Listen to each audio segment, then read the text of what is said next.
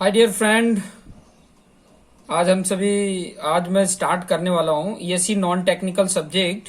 और आपको सभी को पता है कि ईएससी का जो नॉन टेक्निकल सब्जेक्ट होता है उसमें 10 सब्जेक्ट हैं। ठीक है, टोटल कितने हैं? 10 सब्जेक्ट हैं, जिसमें का एक सब्जेक्ट मैं लेकर यहाँ पर स्टार्ट करने वाला हूँ।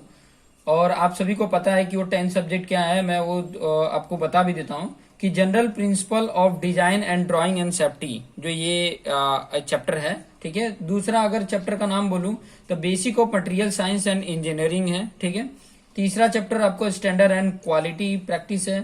चौथा इंजीनियरिंग एथिक्स है। पांचवा information and communication technology, ICT जिसको बोलते हैं। फिर बाद में basic of energy and environment है। बेसिक ऑफ प्रोजेक्ट मैनेजमेंट है। इंजीनियरिंग मैथमेटिक्स है और इंजीनियरिंग एप्टीट्यूड है। ठीक है, ये टोटल 10 है। ठीक है, टोटल 10 आपको सब्जेक्ट देखने को मिल जाएंगे।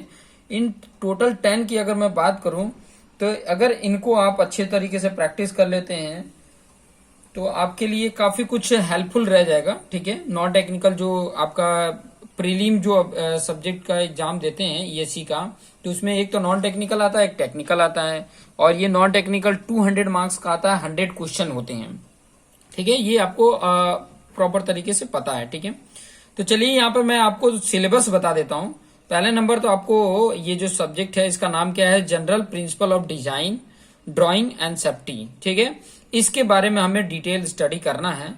तो इसका सिलेबस में आप देख सकते हैं कि पहला जो चैप्टर है वो क्या है, ड्राइंग है। ठीक है, पहला चैप्टर क्या है, ड्राइंग। और ड्राइंग में क्या क्या पढ़ने वाले, देखिए इसमें पहले चैप्टर में क्या क्या पढ़ने वाले ड्राइंग में, तो वो चीजें मैं बता देता हूँ कि सबसे पहले तो इंट्रोडक्शन आप देखने वाले, इंट्रोडक्शन। ठीक है, इंट्रोडक्शन में आप समझ सकते हैं कि इंट्रोडक्शन में आपको पूरा डिटेल बताया जाएगा कि एक्चुअली ड्राइंग के लिए क्या होता है। पहले तो इंजीनियरिंग ड्राइंग होती क्या है, फिर बाद में आप उसके इंस्ट्रूमेंट देखोगे कौन कौन से इंस्ट्रूमेंट है, फिर जो इंस्ट्रूमेंट यूज करने वाले हैं उसके लिए भी कुछ बेसिक कॉन्सेप्ट इसमें आप सीखेंगे। ठीक है, फिर बाद में कॉनिक सेक्शन के बारे में देखेंगे। कॉनिक सेक्शन, अब कॉनिक सेक्शन में देखो अलग अलग तरीके से उसका सेक्शन कट किया जाता है, एक कोन होता है। ठीक है, वो चीजें मैं बताऊंगा। तो उसमें जब व्यू देखा जाता है तो कभी इलिप्स बनता है, किस तरीके से कट हुआ है सेक्शन, तो उसमें इलिप्स बनता है, पैराबोला बनता है, हाइपरबोला बनता है। अब क्वेश्चन ये उसमें आते हैं ना कि ये इलिप्स कैसे बनेगा। ठीक है, इलिप्स बनने के मेथड भी बहुत सारे होते हैं, वो मेथड में 1 बाय 1 करके समझाऊंगा। पैराबोलिक जो मेथड होता है वो चीजों को भी मैं यहाँ पर एक्सप्लेन करके बताऊंगा कि कौन कौन से मेथड के नाम प्लस उस मेथड को किस तरीके से यूज करके और ये इलिप्स, पैराबोला और हाइपरबोला बनाया जाता है, वो चीजें यहाँ पर सिखाएंगे। ठीक है, इसी में आप देखोगे तो प्रोजेक्शन ऑफ लाइन आपको देखने को मिल जाएगा ड्राइंग में। प्रोजेक्शन ऑफ लाइन मतलब लाइन का प्रोजेक्शन किस प्रकार से होता है। ठीक है, projection of point and line, projection of point on line. ठीक है, प्रोजेक्शन ऑफ पॉइंट और लाइन दोनों का आप यहाँ पर देख सकते हैं। प्रोजेक्शन ऑफ प्लेन, ठीक है, जो 2D जितने भी फिगर 2D फिगर होते हैं वो सारे प्लेन होते हैं। अब उस प्लेन को कैसे प्लेन का प्रोजेक्शन होता है वो चीजें आपको यहाँ पर दिखाएंगे। ठीक है, फिर बाद में आप प्रोजेक्शन ऑफ सॉलिड देख सकते हैं। प्रोजेक्शन ऑफ सॉलिड, जितने भी 3D फिगर होते हैं सब सॉलिड होते हैं, और उन सॉलिड का प्रोजेक्शन किस तरीके से होता है वो चीजें यहाँ पे समझने को आपको मिल जाएगा। Section of solid and development of surface. ठीक है, सॉलिड के सेक्शंस का किस प्रकार से व्यू आता है। सॉलिड जो होते हैं, जैसे यहाँ पे कौन एक सॉलिड था, ठीक है, उसके सेक्शन कट करते हैं तो कैसा व्यू आता है, तो उसके भी देखेंगे। और सरफेस का डेवलपमेंट के बारे में भी देखेंगे।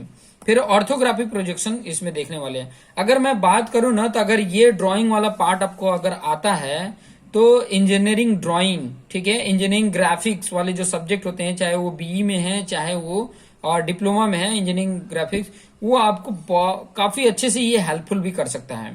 बाकी ये नॉन टेक्निकल में तो आ ही रहा है, ईएससी इंजीनियरिंग सर्विस यूपीएससी का, यहाँ पे मैं लिख के भी बता देता हूँ, यूपीएससी। ठीक है, union public service commission, UPSC. ठीक है, यूपीएससी का है। फिर बाद में आप डिजाइन में देखोगे। अब डिजाइन में क्या क्या आपको पढ़ना है, डिजाइन फॉर क्वालिटी। ठीक है, क्वालिटी के लिए क्या डिजाइन होती है। फिर बाद में डिजाइन एंड डिजाइन प्रोसीजर, उसके क्या प्रोसीजर होते हैं वो चीजें यहाँ पे देखोगे। और चैप्टर नंबर 3 जो सेफ्टी है उसमें क्या देखने वाले हैं, इंपॉर्टेंस ऑफ सेफ्टी देखने वाले हैं। कि सेफ्टी का इंपॉर्टेंस क्या है भाई, और बहुत इंपॉर्टेंट है। अगर सेफ्टी लाइफ में नहीं है तो फिर बाद में एक्सीडेंट के चांसेस ज्यादा है। तो क्या क्या प्रिकॉशन हो सकते हैं, सेफ्टी का इम्पोर्टेंस क्या है।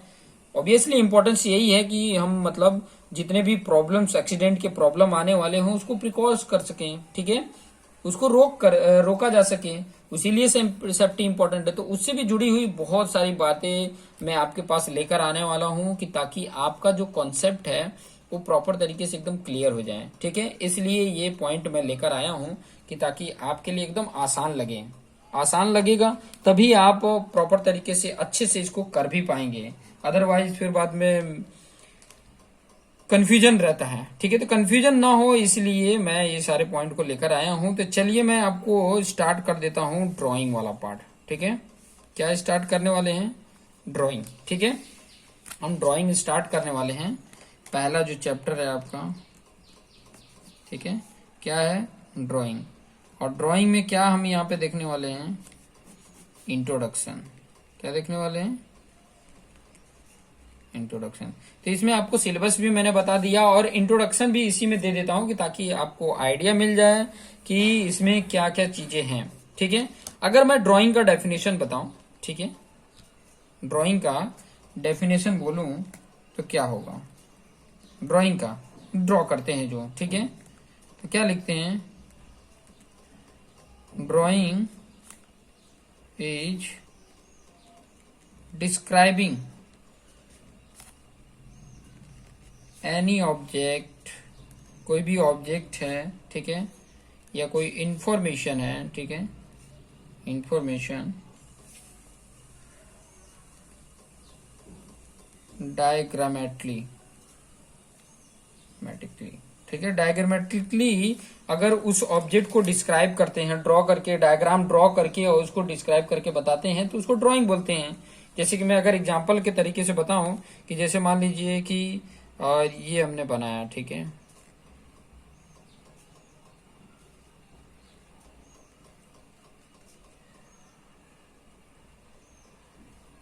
आपको ये एक व्हीकल आपको दिख रहा है, ठीक है, ये आपका व्हीकल दिखे, तो अभी इसको मैंने बना दिया, ठीक है, तो इसी को ड्राइंग बोलते हैं। अभी जो मैंने बना दिया ये कार जैसा बना दिया, ठीक है, ये कार है, ठीक है, अब ये कार जो बना दिया ये एक ड्राइंग है, ठीक है।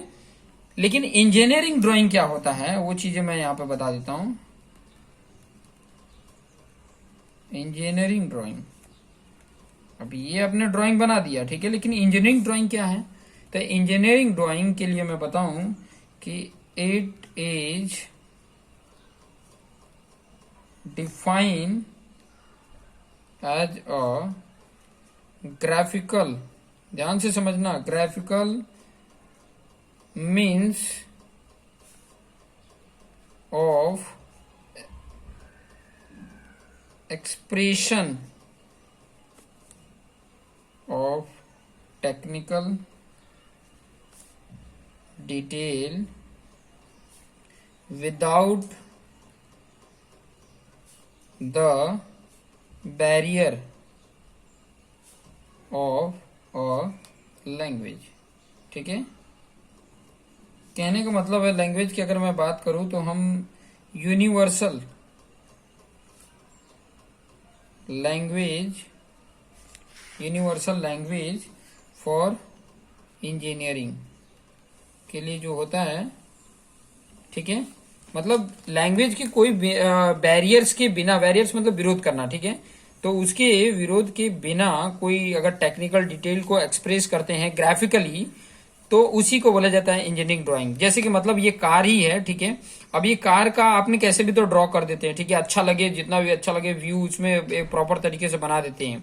लेकिन इंजीनियरिंग ड्राइंग में ये देखते हैं ना कि इस कार का ये व्हील है, उसका डायमेंशन कितना होना चाहिए, ये डायमेंशन कितना होना चाहिए, ये डायमेंशन कितना होना चाहिए, एक एग्जैक्ट डायमेंशन होना चाहिए, एक प्रॉपर तरीके से परफेक्टली ये मतलब डिजाइन होने चाहिए, ठीक है, प्रॉपर तरीके से इसका डायमेंशन होगा तो फिर बाद में ये करेक्ट जो बनेगा वो जो ड्राइंग होगा उसको इंजीनियरिंग ड्राइंग बोलते हैं। तो इसके डायमेंशंस को भी यहाँ पर, और ये लैंग्वेज यूनिवर्सल लैंग्वेज की मैं बात करूं तो अगर इसका डायमेंशन हमने डिफाइन किया है तो कहीं पे भी रहेगा तो वो उस डायमेंशन के अकॉर्डिंग ड्रॉ करेंगे तो वो उसी तरीके से बनेगा। लेकिन अगर मैंने बोल दिया कि कार ड्रॉ करो तो कोई ऐसा ड्रॉ कर देगा, कोई डिफरेंट टाइप का कार ड्रॉ कर देगा, ठीक है। तो ड्रॉ सिर्फ करना है अगर एक कार को, तो वो कैसे भी मतलब अपने अपने तरीके से अपने अपने व्यू से वो ड्रॉ तो कर देंगे, लेकिन एक यूनिवर्सल लैंग्वेज मतलब एक प्रॉपर तरीके से डायमेंशन दे दिया जाए कि इसका ये डायमेंशन है, इसका व्हील का डायमेंशन ये रहेगा, इसके इंजन का डायमेंशन ये रहेगा, ये सब कुछ अगर डायमेंशन दे दिया जाए तो एग्जैक्ट आप यहाँ पे ड्रॉ कर रहे हो चाहे वो किसी भी जगह पे आप ड्रॉ कर रहे हो एग्जैक्ट वैसे ही ड्रॉ होगा, तो उसको इंजीनियरिंग ड्राइंग बोला जाता है। ठीक है, अब हम कुछ स्टैंडर्ड इक्विपमेंट की बात करने वाले हैं, कुछ स्टैंडर्ड इक्विपमेंट की बात करने वाले हैं। स्टैंडर्ड इक्विपमेंट, ठीक है, इक्विपमेंट बोले या इंस्ट्रूमेंट बोले, चलो मैं इंस्ट्रूमेंट लिख देता हूं तो बेटर रहेगा। इंस्ट्रूमेंट, ठीक है, जो यूज किया जाता है, जिसकी हेल्प से हमारी ड्राइंग इंजीनियरिंग ड्राइंग बनती है, वो चीजों की मैं बात कर रहा हूं। ठीक है, तो पहला यहाँ पे देख सकते हैं कि ड्राइंग बोर्ड,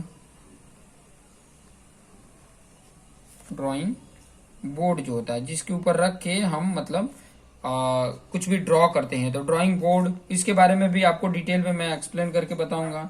फिर बाद में मिनी ड्राफ्टर, मिनी ड्राफ्टर, अगर आपने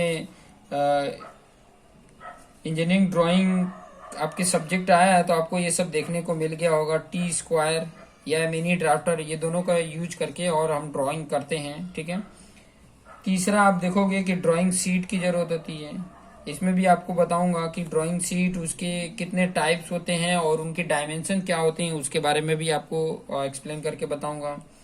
चौथा अगर आप देखेंगे तो इंस्ट्रूमेंट बॉक्स, एक इंस्ट्रूमेंट बॉक्स होता है containing different types of compass divider. ठीक है, पांचवा की अगर मैं बात करूं, फिफ्थ पॉइंट की अगर मैं बात करूं, फिफ्थ इंस्ट्रूमेंट की बात करूं तो स्केल की जरूरत पड़ती है। छठे की बात करूं तो प्रोटेक्टर की। सातवें नंबर पे अगर मैं बात करूं तो फ्रेंच कर्व की। अभी जो मैंने सिलेबस में आपको बताया ना, एलिप्स ड्रॉ कर रहे हो, ठीक है, एलिप्स आप या पैराबोलिक ड्रॉ करते हो तो उसकी जो लाइनिंग होती है ना उसको मैच करने के लिए ये फ्रेंच कर्व का यूज किया जाता है। फ्रेंच कर्व को अगर मैं बताऊं ना तो इस तरीके से बना होता है, ठीक है, ऐसे करके बना होता है, ऐसे करके ऐसे करके ऐसे करके ऐसे करके ऐसे कुछ करके बना, मतलब इस प्रकार से होता है। ठीक है, कर्व होता है जिसका यूज करते, कभी बाहर वाला यूज करते, कभी अंदर वाला यूज करते, कभी ये कर्व यूज करते, कभी वो कर्व, मतलब इसमें कर्व बनाने के लिए इसका यूज किया जाता है। ठीक है, 8 नंबर का पॉइंट अगर देखेंगे तो 8 नंबर के पॉइंट में ड्राइंग पेंसिल, इसका भी बहुत इंपॉर्टेंट रोल होता है। ड्राइंग पेंसिल, ठीक है, कि कौन कौन सी ड्राइंग पेंसिल होती है जिसका यूज करके हम ड्रॉ करते हैं। 9th नंबर पे अगर मैं बताऊं तो इरेजर जरूरत है, कोई गलत हुआ है तो उसको मिटाने के लिए। 10th नंबर है ड्राइंग क्लिप, ड्राइंग क्लिप की जरूरत होती है। ठीक है, क्लिप और पिन बोल सकते हैं, पिन और एडहेसिव टेप, एडहेसिव टेप की जरूरत होती है। ठीक है, और कुछ इंपॉर्टेंट पॉइंट की अगर मैं बात करूं तो शॉर्पनर की जरूरत पड़ती है, शॉर्पनर की जरूरत पड़ती है, और बताऊं तो सैंड पेपर की जरूरत पड़ती है।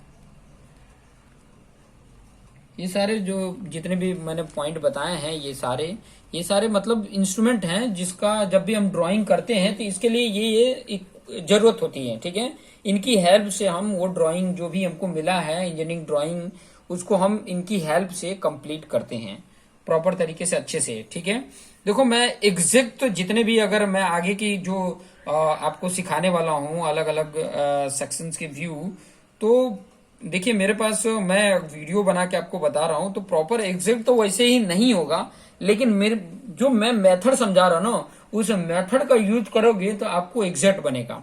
जैसा मैं बता रहा हूँ एकदम एग्जैक्ट वैसे ही बनेगा, जैसे जैसे मैं बोलूंगा वैसे वैसे आप बनाते जाइएगा। एकदम देखिए एकदम प्रॉपर तरीके से आप सीख भी जाएंगे और साइड में जो भी आपका लैंग्वेज हो उस लैंग्वेज में उस प्रोसीजर आप लिख सकते हैं कि पहले क्या किया फिर क्या किया, उसको अपनी लैंग्वेज में हिंदी में लिख लेंगे, हिंदी में इंग्लिश में जो भी आपको प्रॉपर लैंग्वेज लगता है उस लैंग्वेज में लिख लोगे तो आपको जिंदगी भर याद रहेगा, वो नोट्स आपको जिंदगी भर काम देगा।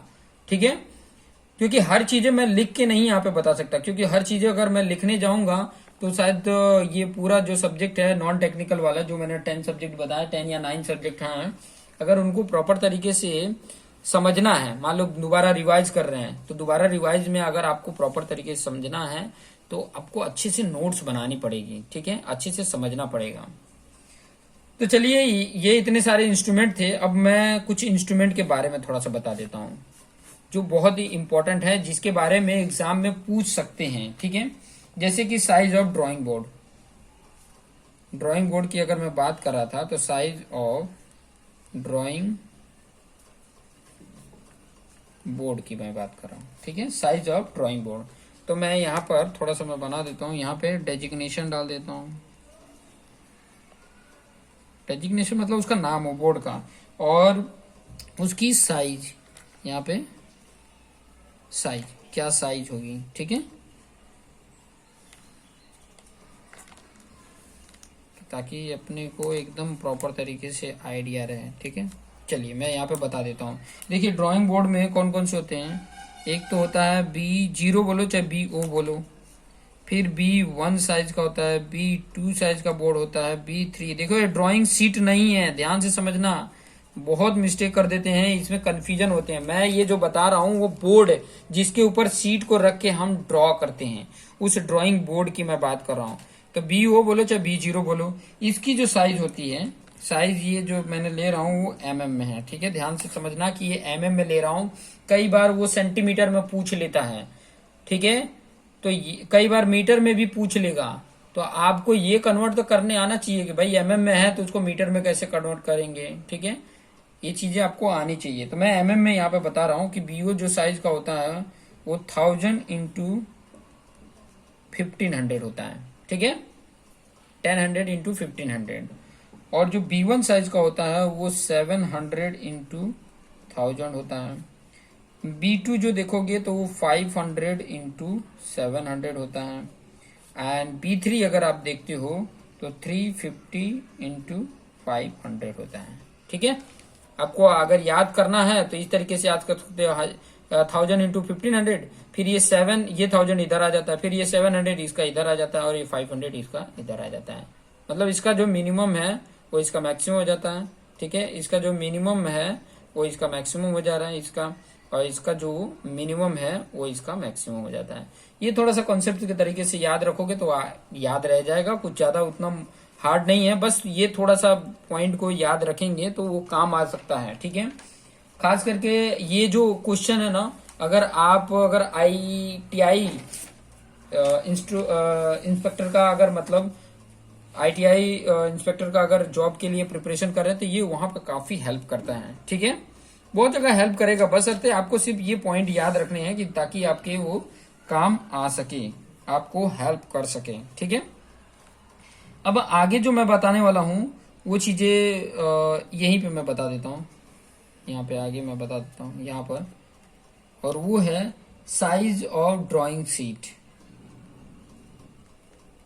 साइज ऑफ ड्राइंग शीट, जिसके ऊपर हम ड्राइंग करने वाले हैं उसकी साइज की बात करें एज पर BIS। ठीक है, BIS के अकॉर्डिंग मैं उसकी साइज यहाँ पर बताने वाला हूँ। ठीक है, तो यहाँ पर भी दो टाइप के साइज होते हैं, एक तो ट्रिम साइज होता है, एक अनट्रिम साइज होता है। तो यहाँ पर मैं फिर से वो ड्राइंग बना देता हूँ, यहाँ पर ये ड्राइंग बोल रहा हूँ मैं,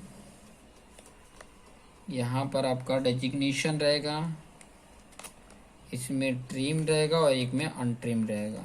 ठीक है, यहाँ ट्रिम्ड, एक यहाँ पे लिख देता हूँ मैं डेजिग्नेशन, उसका नाम, सीट का नाम। ठीक है, उसकी साइज वो भी ट्रिम्ड साइज, ट्रिम्ड साइज सब क्या है mm में है। ठीक है, अनट्रिम्ड साइज जो ट्रिम्ड ना हो, साइज जो है ये भी क्या है mm में। ठीक है, अब यहाँ पर मैं डेजिग्नेशन बताता हूँ, ठीक है। A0 बोलो चाहे A0 बोलो, A1 साइज का, A2 साइज का, A3 साइज का, A4 साइज का, ठीक है। ये 5 आपको देखने को मिल जाएंगे साइज की। थोड़ा सा मैं आपको इसको प्रॉपर एक्सप्लेन करके भी बता दूंगा, यहाँ पे साइज पहले लिख लीजिए, ठीक है। ये अगर A0 साइज का देखेंगे ट्रिम्ड में तो 841 इंटू 1149, और यहाँ पर 880 इंटू 1239 है, ठीक है, mm में ही है।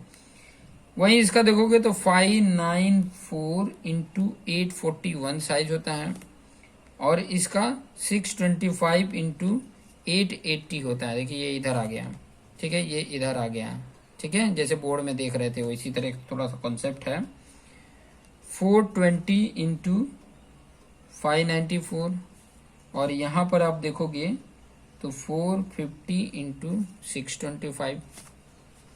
इस साइज में अगर आप देखोगे A3 साइज में 297 इंटू 420, और इसमें देखोगे 330 इंटू 450, और A4 साइज का आपको पता है कि 210 इंटू 297, और यहाँ पे 240 इंटू 330, ठीक है।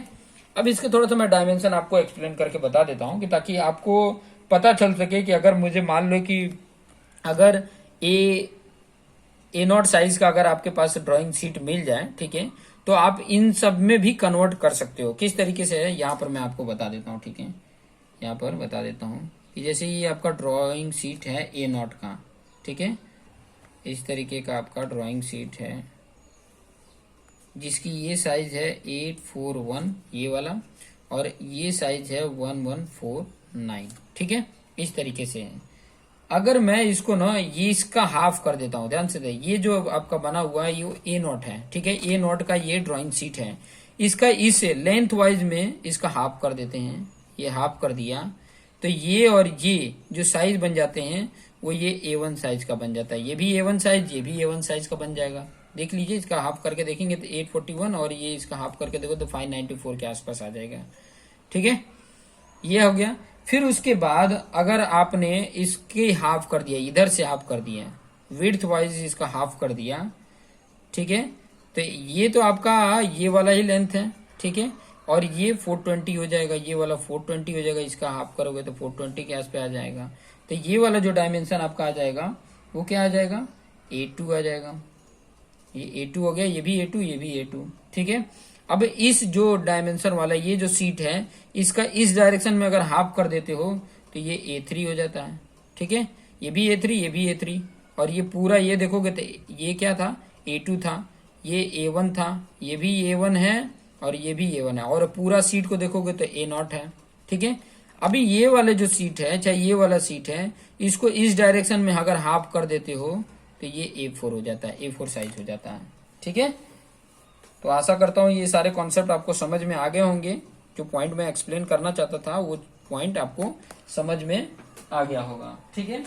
नेक्स्ट पॉइंट आपको मैं बताऊंगा टाइटल ब्लॉक, ठीक है। नेक्स्ट पॉइंट जो बताने जा रहा हूँ वो है टाइटल ब्लॉक, ठीक है। टाइटल ब्लॉक भी बहुत इंपॉर्टेंट है जानना, ठीक है। उसके हर एक पॉइंट में कि कहाँ कौन से पॉइंट को रखना होता है वो पॉइंट जरूरी होता है, ठीक है। तो नेक्स्ट पॉइंट जो है वो है टाइटल ब्लॉक। टाइटल ब्लॉक बस जानते रहिए, वो आप जब भी सर्वेइंग का ड्रॉ कर रहे हो चाहे कोई मैप बना रहे हो तो टाइटल ब्लॉक बहुत जरूरी होती हैं। वो डिटेल थोड़ा सा बताता है, ड्राइंग का डिटेल बताता है, जिसको देख के हम डिफाइन कर लेते हैं कि हाँ ये इस चीज की ड्राइंग है, ठीक है। तो टाइटल ब्लॉक कैसे होता है वो चीजें मैं आपको यहाँ पर बता देता हूँ कि ताकि आपको आइडिया मिल जाए कि ये इस प्रकार का होता है, ठीक है। इस प्रकार का ये डायमेंशन होता है, और ये टोटल जो डायमेंशन होता है ना यहाँ से यहाँ तक की अगर मैं बात करूं तो 185 होता है, ठीक है, 185। और ये जो डायमेंशन होता है ये डायमेंशन वो 65 का होता है, ठीक है, 65 मतलब mm में, ठीक है। ये 185 mm होता है, 185, 785 मत देख लेना, 185 होता है। और किस तरीके का होता है वो चीजें मैं बता देता हूँ। ये जो होता है, ये पहला जो होता है वो 20 का होता है, ये जो डायमेंशन होता है ये वाला हाइट से ये 20 mm का होता है, ठीक है। फिर बाद में 15 mm का होता है, थोड़ा सा कम कर देते हैं, 15 mm का होता है ये, ठीक है। तीसरी जो लाइन होती है स्केल की वो 10 mm की होती है, इसमें स्केल लिखना होता है। ये होता है आपका जिस इंस्टीट्यूट में हो उसका नेम लिखना, इसमें नेम लिखते हैं, ठीक है। फिर बाद में यहाँ पे टाइटल लिखेंगे कि भाई आपने जो बनाया है वो क्या है, ठीक है, वो टाइटल। फिर बाद में इसमें स्केल दे देते हैं। देखो अलग अलग तरीके से होता है, लेकिन सिर्फ ये डायमेंशन याद रखें कि वो 185 होता है, ये 65 होता है, अलग अलग तरीके से इंडिकेट करते हैं, ठीक है। और फिर उसके बाद से ये इस तरीके का होता है, ये 10 का हो गया, ये भी 10 का होता है और ये भी 10 का होता है, ठीक है। और ये इस तरीके का होता है जिसमें इसमें लिखना होता है नेम, ठीक है। इसमें नेम लिखना होता है कि मतलब आपका नेम, ठीक है। इसमें इवैल्यूएटेड बाय लिखना होता है, ठीक है, इवैल्यूएटेड बाय। यहाँ पे रोल नंबर लिखना होता है। अब यहाँ पे देखिए ये 20 है, ये 15 है, ये 10 है, ये भी 10 mm, ये भी 10 mm, ये वाला पॉइंट नहीं है, ठीक है। ये इतना है, आपको यहाँ से देखो ये मिल जाएगा, ये 30 है, ये 20 50 और 50 10 60 65, ये इतना डायमेंशन होता है इवैल्यूएटेड बाय। इस तरीके का आपको टाइटल ब्लॉक देखने को मिल जाता है। बशर्ते सिर्फ ध्यान रखना ये वाला यहाँ से यहाँ तक का अगर डायमेंशन बोलूँ ना तो ये और डायमेंशन जो होता है वो 110 mm होता है और ये डायमेंशन जो होता है वो 75 mm होता है। देखो दोनों को ऐड करोगे तो 185 जितना आ जाता है कि नहीं, ठीक है। इस तरीके का होता है टाइटल ब्लॉक। और भी कई तरीके का टाइलॉग होता है, बस डायमेंशन याद रखो कि इस तरीके का डायमेंशन होता है, ठीक है। अलग अलग तरीके से इसी में मॉडिफाई कर देते हैं, कभी इसमें डेट और ये सब चीजें लिखी होती है, तो अलग अलग तरीके से होती है। बस डायमेंशन याद रखेंगे कि इसका जो डायमेंशन होता है 185 और ये 65 का होता है और इसमें जो डिटेल फिलअप करने होते हैं, ठीक है। अब आगे जो मैं बताने वाला हूं वो ड्राइंग पेंसिल के बारे में बताने वाला हूं। Drawing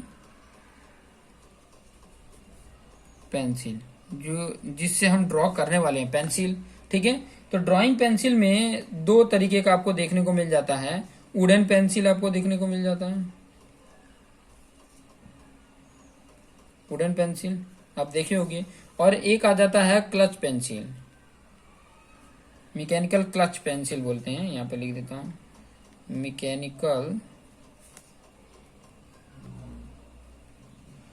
clutch pencil. तो ये अगर मैं बात बताऊं ना तो ये जो होता है ना वो अलाउड नहीं होता है, नॉट अलाउड, लेकिन फिर भी ड्रॉ कर लेते हैं लोग, ठीक है। नॉट अलाउ होता है, ठीक है। जब भी आप मतलब अगर कोई सर्वेइंग ड्राइंग कर रहे हो चाहे कोई भी करते हो तो क्लच पेंसिल अलाउ नहीं होता है, वुडन पेंसिल अलाउ होता है। अब वुडन पेंसिल भी जो होता है इसकी अगर मैं बात बोलूं तो वो कौन कौन से नेम का होता है, डेजिग्नेशन अगर उसको मैं बताऊं तो 7B का होता है, 6B का होता है, 5B का होता है, 4B का होता है, 3B होता है, 2B होता है एंड B होता है। और ये जिस ऑर्डर में लिखा है ना मैंने वो डिक्रीजिंग ऑर्डर में लिखा है। किसके डिक्रीजिंग ऑर्डर में? सॉफ्टनेस एंड ब्लैकनेस के, ठीक है। किस ऑर्डर में? डिक्रीजिंग, वैसे दिख भी रहा है आपको डिक्रीजिंग ऑर्डर, अगर नंबर में देखते हो तो भी ये डिक्रीजिंग में दिख रहेगा। डिक्रीजिंग ऑर्डर ऑफ सॉफ्टनेस, ठीक है।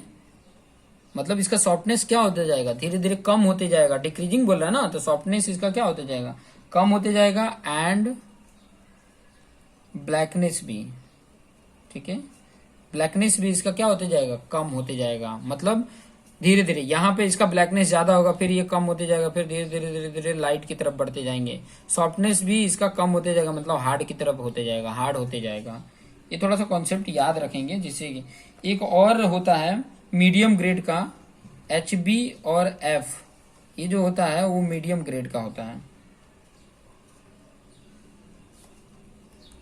मीडियम ग्रेड का होता है, ठीक है, मीडियम ग्रेड का होता है। कुछ और डेजिग्नेटेड पेंसिल को आपको मैं बता दूं, H होता है, 2h होता है, ये b वाला था, ये h वाला अगर मैं बता रहा हूँ, 3h होता है, 4h होता है। मैक्सिमम ये देखने को आपको मार्केट में मिल जाता है h वाला, h पेंसिल, ठीक है। 4h होता है, 5h होता है, 6h होता है, 7h होता है, 8h होता है, 9h होता है। अभी ये जो होते हैं ना वो इंक्रीजिंग ऑर्डर में होते हैं, इंक्रीजिंग ऑर्डर ऑफ हार्डनेस, ठीक है। हार्डनेस में इंक्रीजिंग ऑर्डर में ये होते हैं, ठीक है। तो आपको आशा करता हूँ ये सारे पॉइंट आपको समझ में आ गए होंगे। कुछ और पॉइंट के बारे में आपको मैं बता दूं, जैसे कि पेंसिल जो ड्राइंग करते हैं उससे रिलेटेड मैं आपको बता देता हूँ पेंसिल ड्राइंग के बारे में। जो पेंसिल से हम ड्रॉ करते हैं, ठीक है, उससे रिलेटेड थोड़ा सा मैं यहाँ पर अच्छी से थोड़ा सा पॉइंट को एक्सप्लेन कर दूं कि ताकि आपका जो कॉन्सेप्ट है ना एकदम क्लियर हो जाए, क्योंकि ये सब चीजें आगे जाके आपको काम आने वाली हैं। क्योंकि अगर इन सब चीजों का यूज अगर करते हो तो आपका जो भी ड्राइंग आप बना रहे हो ना एकदम एग्जैक्ट, उसका प्रोजेक्शन आपको एकदम बेस्ट लगेगा, आपका उसका व्यू एकदम बेटर लगेगा, ठीक है। तो वो प्रॉपर अच्छे से समझ में आए, इसके लिए ये जरूरी है, ये जानना, ये जानकारी, ये नॉलेज, ये बहुत जरूरी होता है, अदरवाइज कहीं ना कहीं दिक्कत देगा। तो चलिए मैं यहाँ पे जो पॉइंट बता रहा था वो बता देता हूँ। इन फिनिश ड्राइंग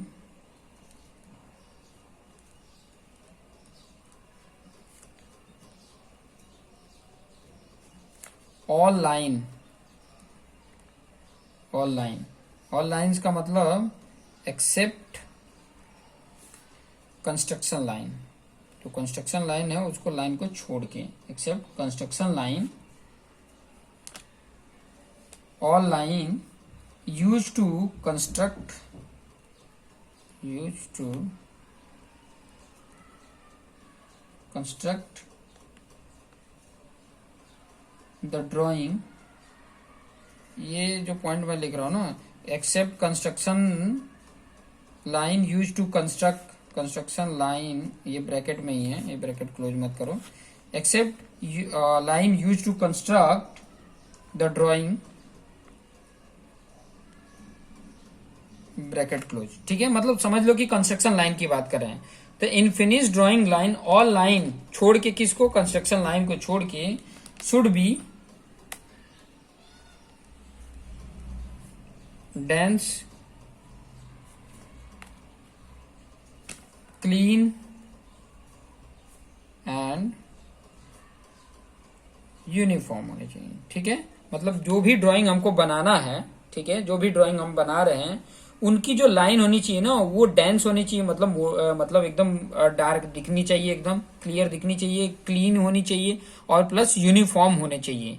किसकी बात कर रहा हूँ, कंस्ट्रक्शन लाइन को छोड़ के मैं बात कर रहा हूँ, बाकी जितनी लाइनें हैं, ठीक है, जिससे कि मुझे प्रॉपर तरीके से व्यू, जो चीज मैं बना रहा हूं वो प्रॉपर तरीके से दिखे, ठीक है।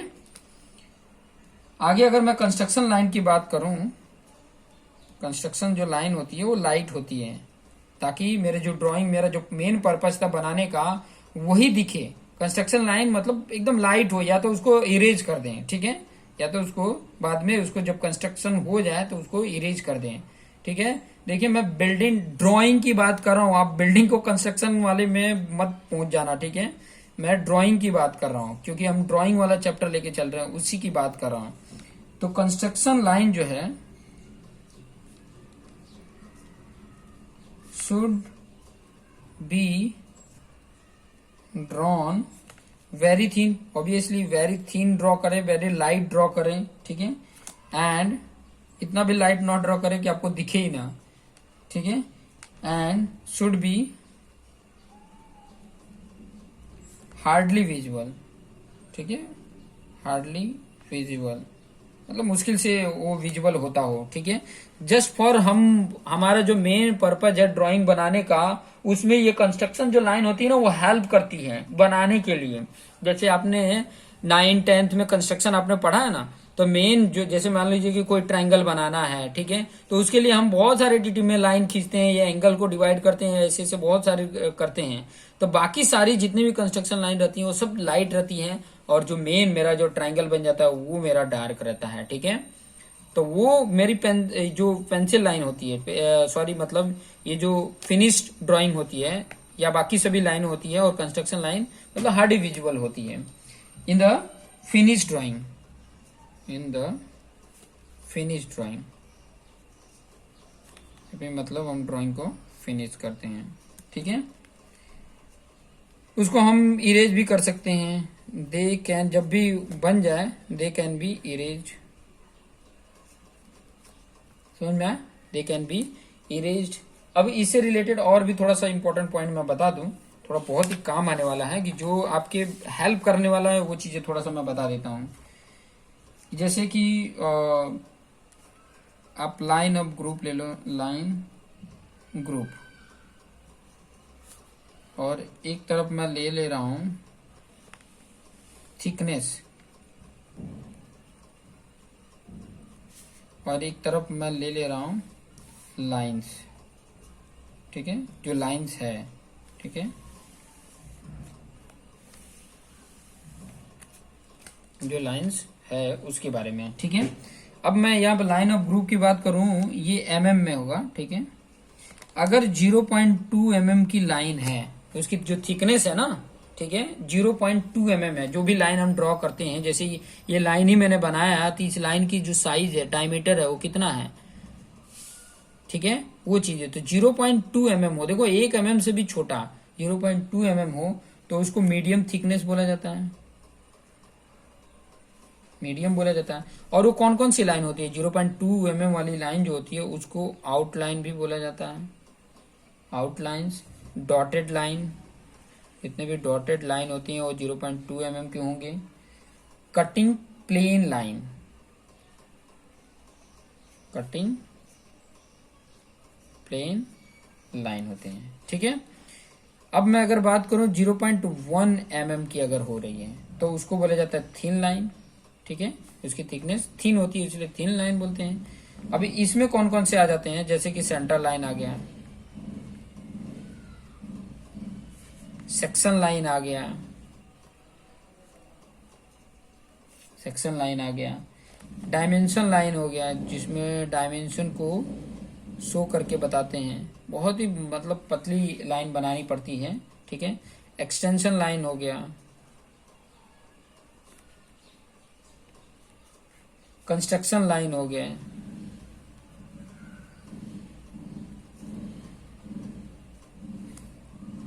लीडर लाइन हो गया,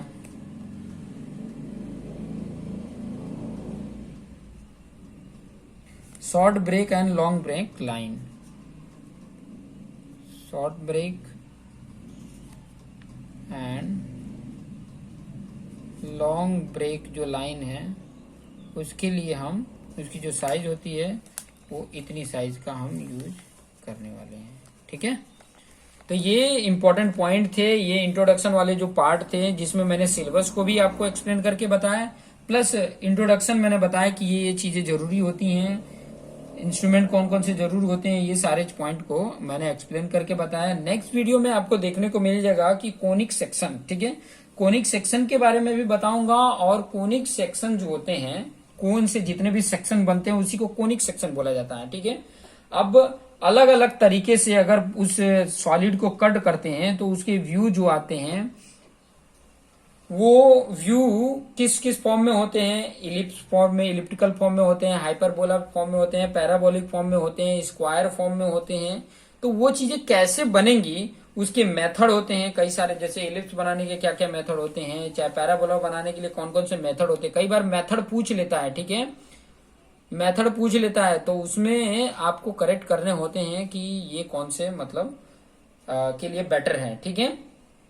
तो वो चीजें हम नेक्स्ट में देखेंगे, कॉनिक सेक्शन के बारे में देखेंगे और उसके मेथड के बारे में देखेंगे। फिर बाद में उस मेथड का यूज करके कैसे वो ड्रॉ किया जाता है वो चीजें भी हम देखेंगे। तो देखते रहिए और अपने आप को बेस्ट बनाते रहिए। Thank you for watching this video.